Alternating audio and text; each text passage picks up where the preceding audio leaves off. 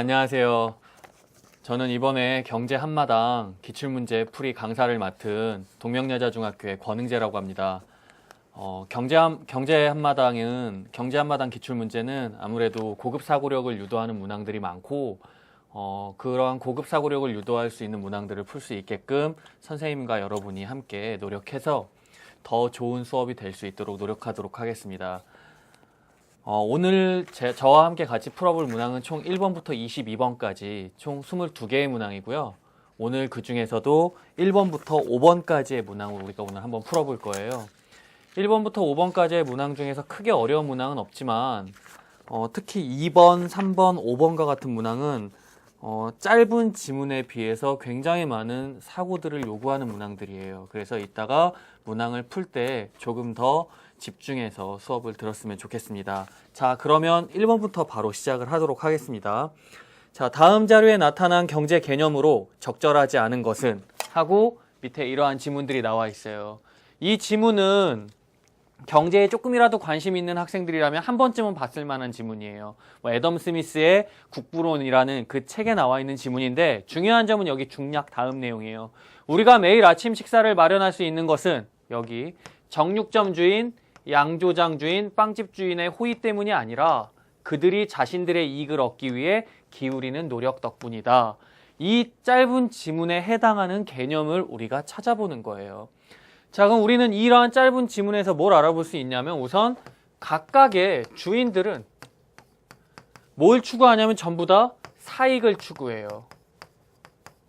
그러면 각각의 주인들이 이러한 사익을 추구하기 위해서는 내가 열심히 일을 하면 돈을 벌 수 있다, 사익을 추구할 수 있다라는 바로 뭘 갖고 있냐면 경제적인 인센티브를 갖고 있는 거예요.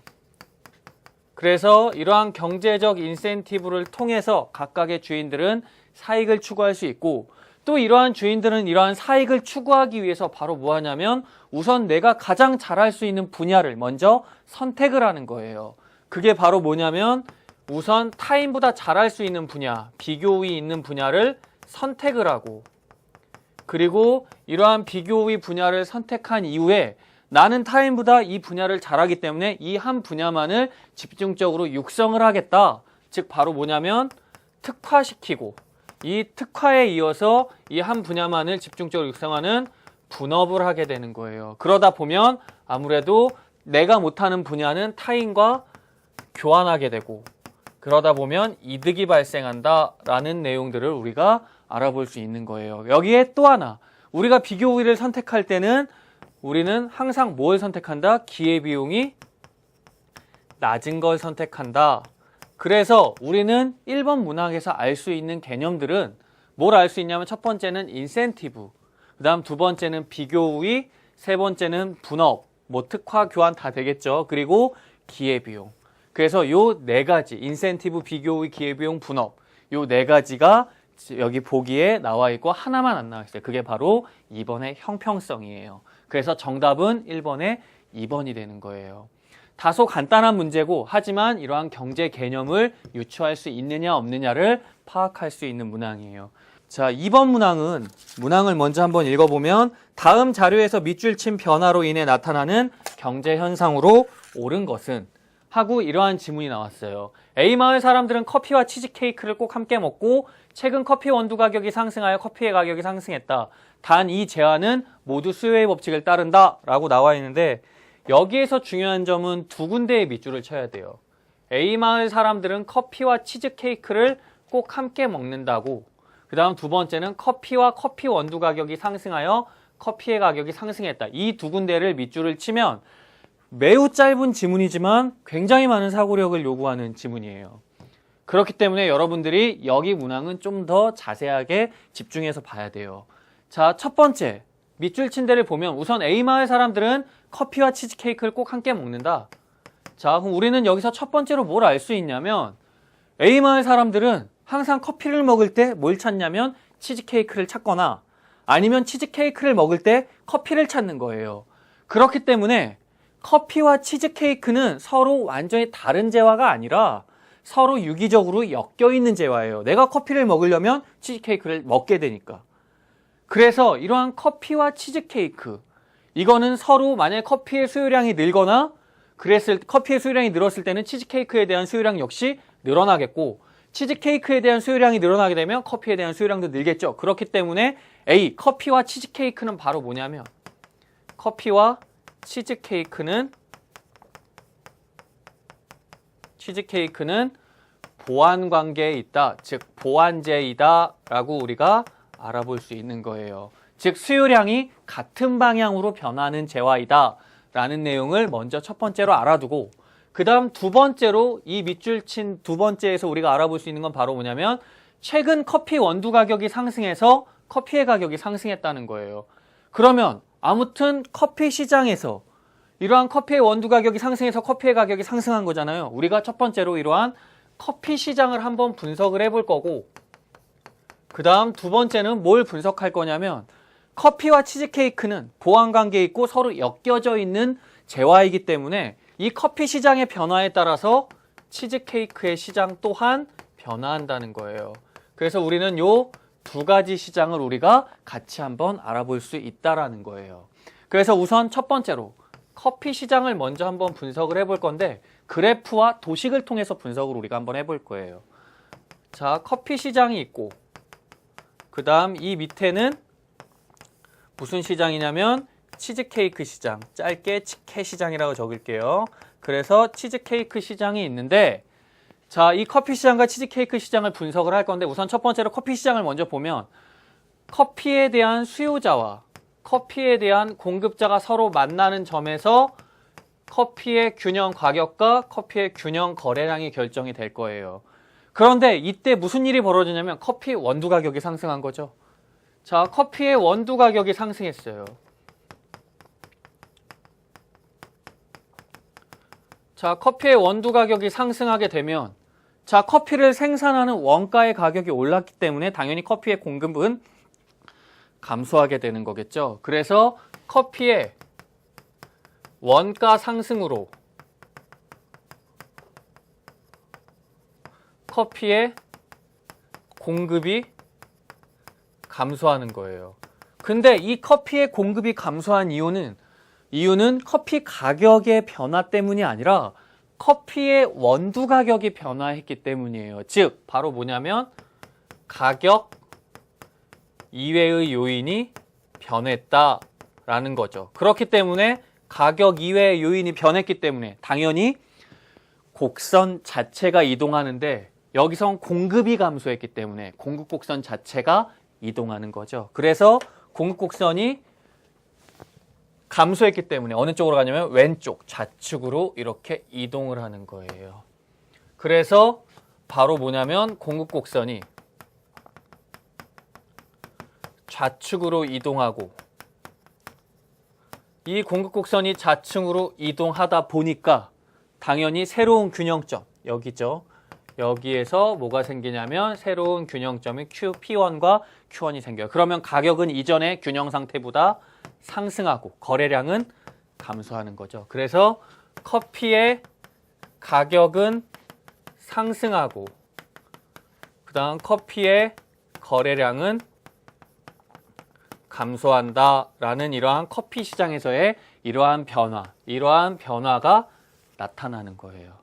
자, 그 다음 두 번째 시장을 우리가 한번 보면, 두 번째 시장은 바로 치즈케이크 시장이에요.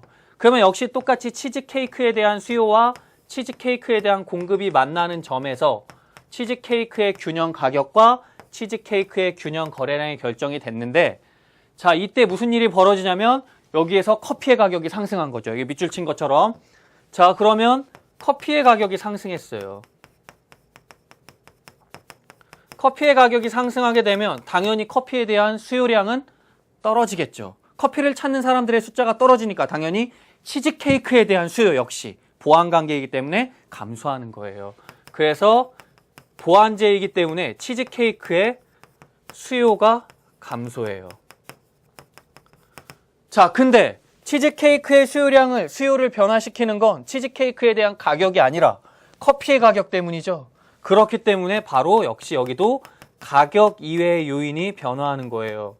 이때는 역시 곡선 자체가 이동을 하는데 어떤 곡선이 이동해요? 이번엔 수요가 감소했으니까 수요 곡선이 이동하는 거예요. 그래서 수요 곡선이 이동하는데 어느 쪽? 감소했으니까 좌측으로 이동하는 거예요. 그러면 수요 곡선이 좌측으로 이동하면 자, 이게 수요 곡선이고 왼쪽은 이쪽이니까 이쪽으로 가겠죠. 새로운 수요 곡선이 형성이 되면 새로운 균형점 P2와 Q2가 형성이 되는데 가격 전에 시장 균형 상태에서 보면 가격은 떨어지고 거래량도 감소하는 거죠. 그래서 치즈케이크에 대한 치즈케이크의 가격은 하락하고 그 다음 치즈케이크의 거래량은 감소한다. 그래서 우리는 치즈케이크의 시장 변화까지도 우리가 알아볼 수 있는 거예요. 이러한 변화를 우리가 알아볼 수 있는 거예요.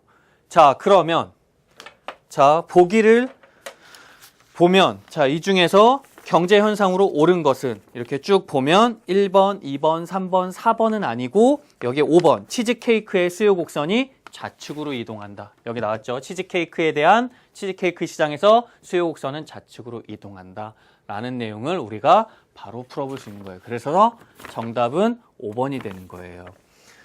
굉장히 짧은 지문이었지만 굉장히 복잡한 이러한 경제 현상들을 담고 있는 문항이에요. 그래서 이러한 문항을 풀 때는 조금 더 많은 사고를 유도해서 풀어보는 게 굉장히 중요해요. 3번 문항을 보면 자, 다음 자료에 밑줄 친 주장을 고용 관련 지표에 반영할 때 나타날 수 있는 변화로 옳은 것은 선생님이 판단하기엔 2번 문항만큼이나 많이 어려운 문항이에요. 많은 사고를 유도할 수 있는 문항이거든요. 그래서 우선 이 지문을 먼저 한번 읽어볼게요. 자, 우리나라를 비롯한 대부분의 국가에서는 실업 상태가 지속되어 구직 활동조차 포기한 구직 단념자. 자, 이게 굉장히 중요해요. 구직 단념자를 비경제 활동 인구로 분류하고 있다. 이로 인해 체감 실업률과 여기가 중요해요. 체감 실업률과 통계상 실업률 사이에 차이가 있어. 여기까지.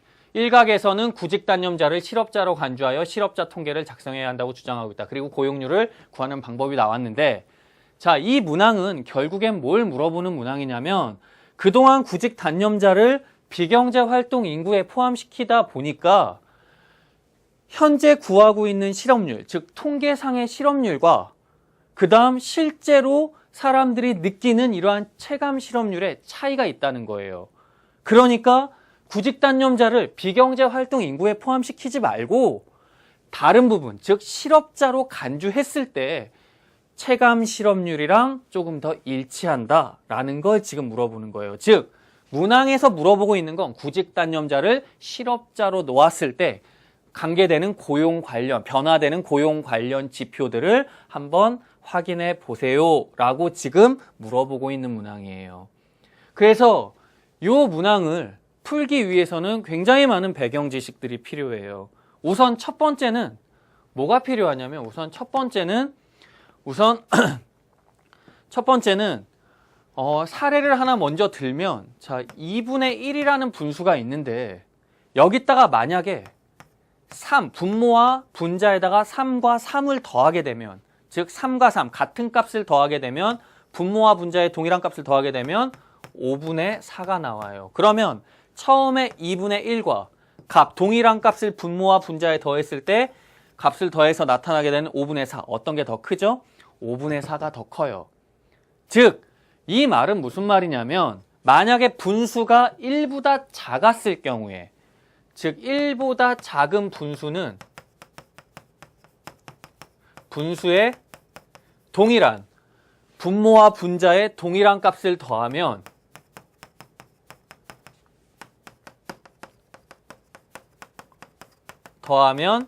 값은 커진다라는 걸 먼저 여러분들이 알고 있어야 돼요.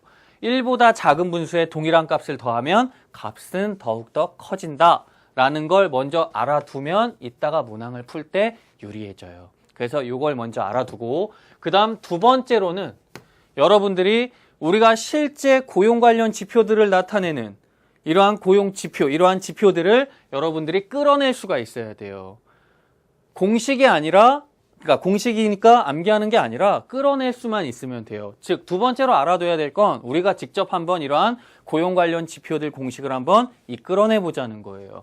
그래서 두 번째로 여러분들이 알아둬야 될 건 우선 자, 이러한 막대가 있어요. 자, 조금 더 길게. 자, 이러한 막대가 있고, 자, 이러한 막대가 기준이 뭐냐면 여기가 15세예요. 자, 그러면 여기는 15세 이상의 인구가 되겠죠. 이러한 15세 이상의 인구를 뭐라고 하냐면 생산 가능 인구라고 해요. 생산 가능 인구라고 하고, 자, 이러한 생산 가능 인구가 크게 두 가지로 분류가 돼요. 같은 막대인데 두 가지로 분류가 되는데 뭐 요렇게 나눠서 두 가지로 분류가 되는데 분류할 때 기준은 바로 뭐냐면 일할 의지와 능력이 되는 거예요. 그래서 일할 의지와 능력이 있어서 생산 가능 인구 중에서 일할 의지와 능력이 있다. 이쪽이 있다. 있는 쪽. 있어서 현재 경제활동을 참가하고 있다. 그거를 경제활동 참가 인구라고 해요. 그 다음 만약에 일할 의지와 능력이 없어서 경제활동을 참가를 못하고 있다. 이러한 사람들을 바로 뭐라고 하냐면 비경제활동 인구라고 해요. 자, 그리고 이러한 비경제활동 인구의 가장 대표적인 사례가 누가 있냐면 대표적인 사례가 일할 능력이 없는 사람. 즉 가장 대표적인 사람이 바로 장애인. 그 다음 일할 의지가 없는 애들. 즉 여러분들이죠. 고등학생. 그 다음 또 누가 있냐면 기존에는 열심히 일을 해보려고 열심히 일하려고 했는데 일자리가 쉽게 구해지지가 않은 거예요. 그래서 나는 일 안 해. 이런 사람들이 여기 나온 바로 뭐가 되냐면 구직단념자가 되는 거예요. 이러한 구직단념자가 그동안은 어디에 포함되어 있었냐면 여기 비경제활동 인구에 포함되어 있다라고 지금 말을 하고 있는 거예요. 자, 그 다음 이제 이 경제활동 참가 인구를 그대로 내려서 다시 두 개로 분류를 하는 거예요. 둘로 분류를 하면 일할 의지와 능력이 있는데 지금 현재 일자리를 구해서 일하는 사람들, 이러한 사람들을 취업자라고 하는 거고, 그 다음 일할 의지와 능력이 있는데도 불구하고 현재 일자리를 구하지 못한 사람, 이러한 사람들을 실업자라고 하는 거예요. 즉 여기는 현재 일자리를 구했느냐 못 구했느냐 그 일자리 상태를 통해서 우리가 이걸 두 가지로 이렇게 분류할 수 있는 거예요. 그래서 우선 이 막대를 통해서 우리가 여러 가지 공식들을 끌어내, 이게 아니라 이쪽에 있는 걸 그냥 이렇게 공식들을 끌어낼 수 있는 거예요. 자, 그러면 우선 첫 번째는 어떤 공식을 끌어낼 수 있냐면 바로 경제활동 참가율을 끌어낼 수 있어요. 자, 경제활동 참가율은 어떻게 구하냐면 여기 참가자 인구잖아요. 그러니까 생산 가능 인구분의 경제활동 참가 인구 곱하기 100.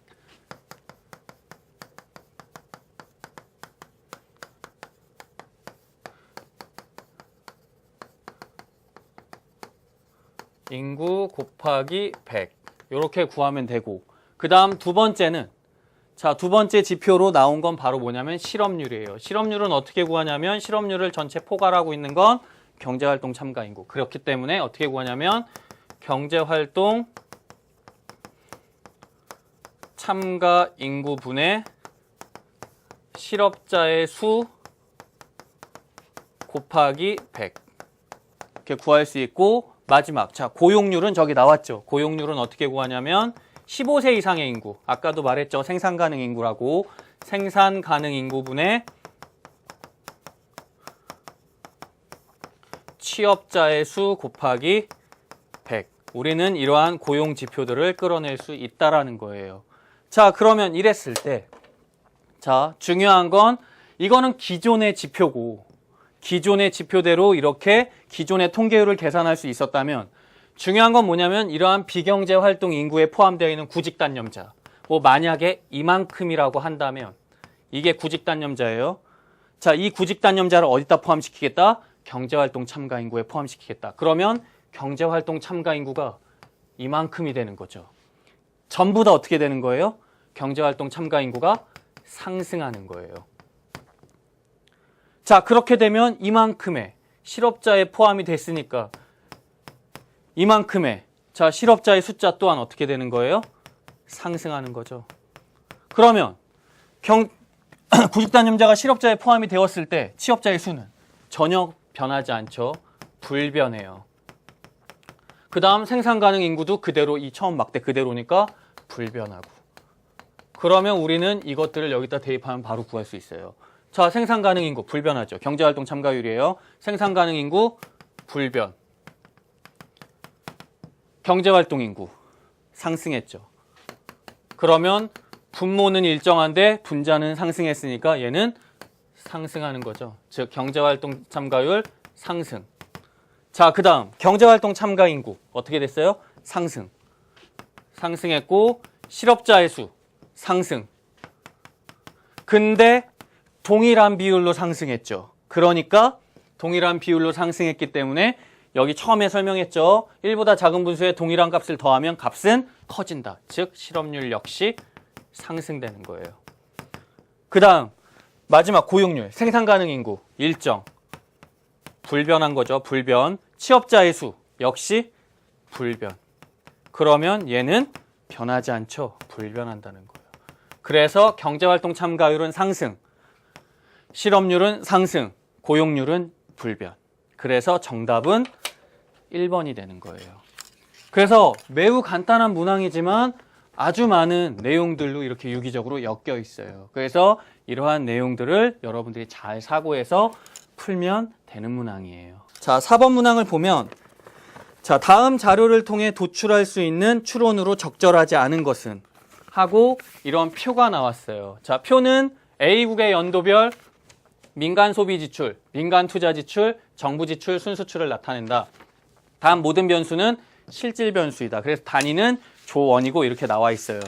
자, 보통 경제학에서는 이러한 민간 소비 지출을 짧게 줄여서 C, 민간 투자 지출을 I, 그 다음 정부 지출을 G, 그 다음 순수출을 NX라고 써요. 그리고 이러한 네 가지 C, I, G, NX를 다 더하면 이걸 뭐라고 하냐면 GDP라고 해요. GDP는 C 플러스 I 플러스 G 플러스 NX. 그리고 NX는 뭐가 되냐면 순수출이 되는데 이러한 순수출은 보통 어떻게 구하냐면 수출에서 수입을 빼는 거예요. 그러니까 만약에 순수출이 0이라면 0이라는 건 바로 뭐냐면 수출과 수입의 규모가 같다라는 거겠죠. 자, 이 내용만 간단하게 알아두면 여러분들은 바로 이 문항을 풀 수가 있어요. 자, 그러면 여러분들은 바로 구할 수 있죠. 2011년 GDP, 맨 마지막을 GDP라고 한다면 2011년 GDP는 4개를 다 더하면 되겠죠. 그럼 몇이에요? 100이 나와요. 그러면 2012년 GDP는 다 더하면 200이 나오겠죠. 자, 이걸 이용해서 보기에 대입해서 문항들을 풀어내는 거예요. 자, 그러면 1번을 먼저 볼게요. 자, 2012년에 수출과 수입이 같았다. 자, 2012년에 수출과 수입이 같은 건 뭘 통해서 알 수 있냐면 순수출이 0이에요. 그 말은 2012년에 수출과 수입은 아까 0일 때는 수출과 수입은 같다라는 걸 우리가 첫 번째로 알아볼 수 있는 거고 1번은 맞는 거고 2번 2011년부터 12년 기간 중 실질 GDP 증가율은 100%이다. 자, 100에서 200으로 늘었죠. 100에서 200으로 늘었다고. 그러면 이거 변화율 100분의 200 빼기 100 곱하기 100 하면 몇 퍼센트 나오냐면 100%가 나오는 거예요. 그래서 100% 증가하였다. GDP는. 그래서 이거 2번은 맞고 3번 2011년부터 2012년 기간 중 해외 부문은 실질 GDP 증가에 기여하지 못했다. 보시면 돼요. GDP가 100부터 200까지로 증가했죠. 그랬을 때 민간 소비 지출 60에서 140 증가했고 10에서 20 증가했고 20에서 40 증가했는데 오히려 순수출은 10에서 0으로 어떻게 됐어요? 감소했죠. 그러니까 전혀 순수출은 기여하지 못했다. 그래서 3번도 맞는 게 되는 거고 4번 2011년부터 2012년 기간 중 GDP에서 수출이 차지하는 비중의 변화는 알 수 없다. 자, 우리는 순수출의 변화는 알 수 있지만 개별적인 수출과 수입의 규모는 지금 정확하게 모르는 거예요. 그렇기 때문에 이 수출의 규모만은 우리가 파악할 수 없다. 그래서 4번도 맞는 거고요. 자, 5번 GDP에서 민간 소비 지출이 차지하는 비중은 2011년과 2012년이 동일하다. 자, 얘가 차지하는 비중이에요. 2011년은 60이었고 2012년은 140이에요. 그러면 전체적인 비중은 2011년은 100 중에 60이잖아요. 그러니까 100분의 60 곱하기 100. 그래서 60%의 비중을 차지하고 있고 그 다음 2012년은 전체 200 중에 140을 차지하고 있어요. 그래서 200분의 140 곱하기 100 하면 약분해서 70%가 나오는 거예요. 즉 60%와 70% 같지 않죠.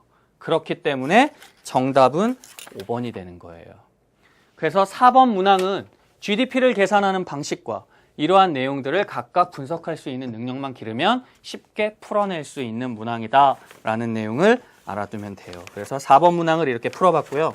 자, 5번 문항은 자, 다음 자료에 대한 설명으로 옳은 것은 하고 이러한 표가 나왔는데 자, 표 1은 재화의 시장 수요와 시장 공급을 나타내고 표 2는 각 생산량에 따라 추가적으로 늘어나는 사회적 비용을 나타낸다.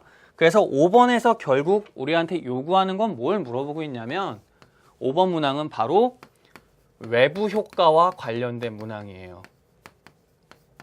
자, 외부 효과란 바로 뭐냐면 외부 효과란 개인의 경제 활동이